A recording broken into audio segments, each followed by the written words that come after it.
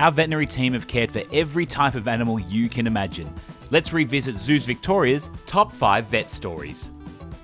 At number 5, meet our Emperor Tamarin couple, Mushu and Benito. Our vets were worried that Mushu had an enlarged heart following a recent general health check, so they arranged for a specialist heart veterinarian to give her an ultrasound scan.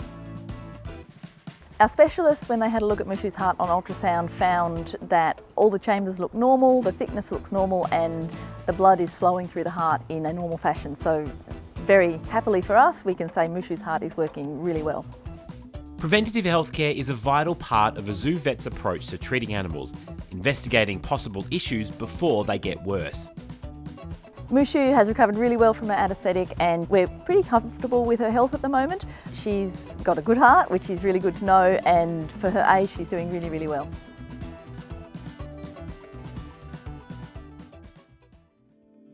Still at Melbourne Zoo, male orangutan Maro had some dental issues that needed checking up on. Orangutans are considered critically endangered out in the wild.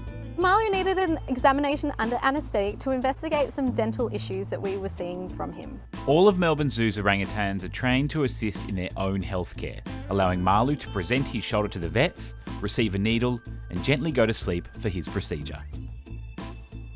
While Maro was safely under anaesthetic, the team also performed additional health checks, including a heart ultrasound, a full dental assessment, and a teeth clean. Maro unfortunately has a little bit of dental disease, which is just the exact same as what humans can suffer from as well. According to Keeper Talia, it didn't take long for Maro to return to his usual rambunctious self. Maro has still been his cheeky self. He's explored his exhibit and he's doing very well since his procedure.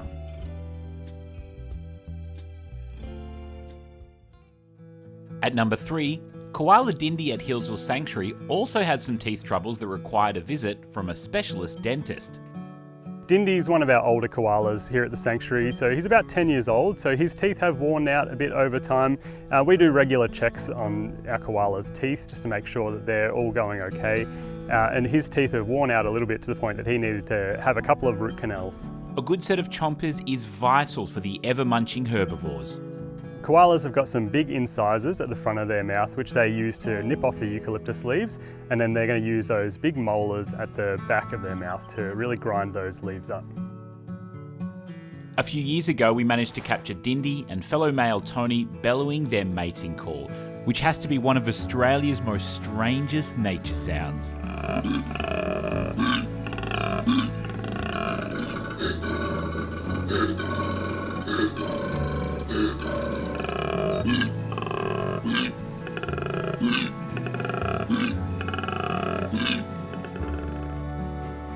Back to Dindy's dentist, and it sounds like he's recovered well from his procedure.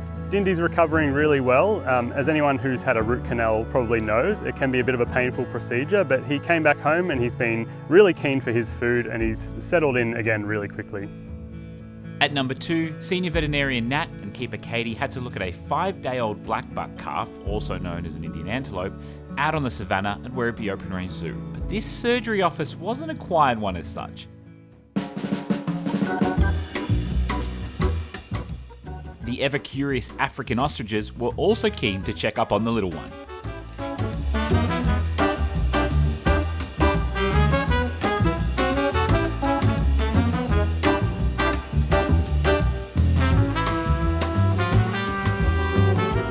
Being the professionals that they are, Nat and Katie remained unflappable during the procedure, gave the tiny one a clean bill of health, and watched her return to her herd.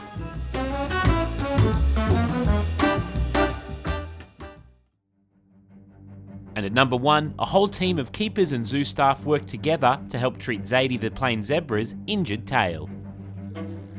So Zadie is one of our female zebras who's sustained a wound to her tail. We can see that she's got a bit of a lesion on her side where that tail's constantly flicking and hitting.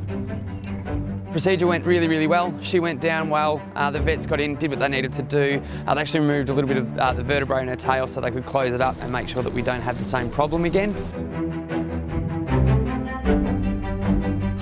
Zadie's herdmates kept a close eye on the operation as the team worked quickly and safely to carry out the procedure.